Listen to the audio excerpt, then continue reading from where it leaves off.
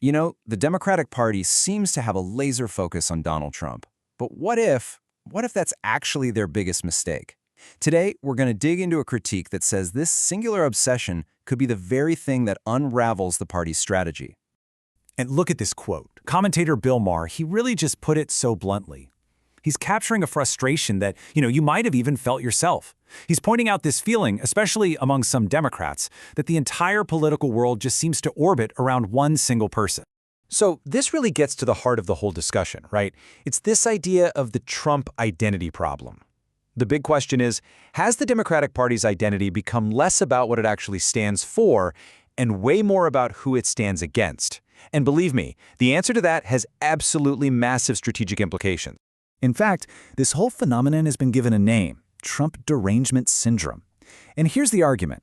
The idea is that this fixation, it became so intense, so all-consuming, that it totally distracted from the real, kitchen table issues that voters actually care about. We're talking jobs, healthcare, the economy, and that distraction, it might have actually cost the party a major election. And hey, it's not just TV commentators saying this. You've got respected political analysts like Nate Silver pointing it out too. He's noticed what he calls an unwillingness from a certain part of the Democratic Party to just, look in the mirror and admit they made some mistakes last year. Okay, so if this focus on Trump is so risky, why is it even happening? I mean, what's the diagnosis here? Well, the analysis we're diving into offers a couple of key reasons. Yeah, so why are some Democrats just so consumed with their hatred of President Trump?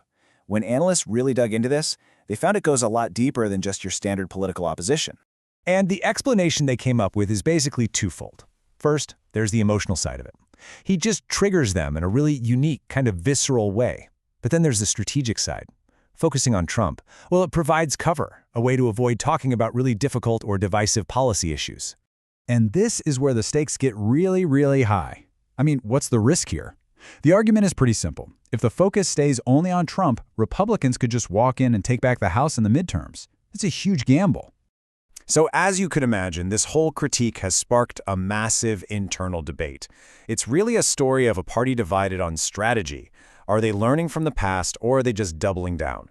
Well, it turns out the party itself is pretty split on the answer.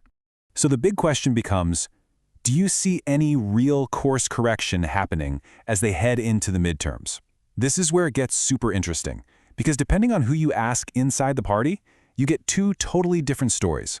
And you can see that split laid out perfectly right here.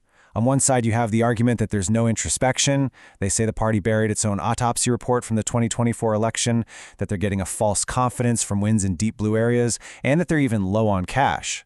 But then you've got the other side. They say, no, the course correction is working. They'll tell you they don't need a report because they've already talked about why they lost. They point to flipping 25 Republican state seats, a governorship in Virginia, and say they're out there pounding the pavement asking voters what they want. Two completely different realities. And for those who say the strategy isn't working, well, they point to numbers like this, just 18%. That's the approval rating of the Democratic Party that was cited in this discussion. And that number is used as a huge sign that this is not, as one person put it, a healthy enterprise right now. Okay, so with this big internal debate raging, it all leads to the path for future elections. Where does the party go from here?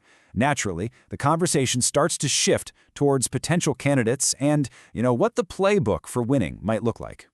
And one name that keeps popping up is California Governor Gavin Newsom. The take on him is pretty complex, as you can see from this quote. He's called shrewd and strategic, maybe even the one with the best chances as of now. But that comes from the same person who also calls him a horrible leader. So a very mixed bag, but definitely a top contender in a lot of people's minds. But not everyone is sold on that idea. Analyst Nate Silver, for example, he warns that going with Newsom might just be recycling the same California playbook that failed with Kamala Harris. The thinking here is that what works in California doesn't necessarily translate to the rest of the country, and we've already seen that strategy stumble on the national stage. At the end of the day, you can talk about candidates and messages all you want, but elections often boil down to one incredibly simple factor, the turnout question. It's not just the message, it's about who actually shows up to vote.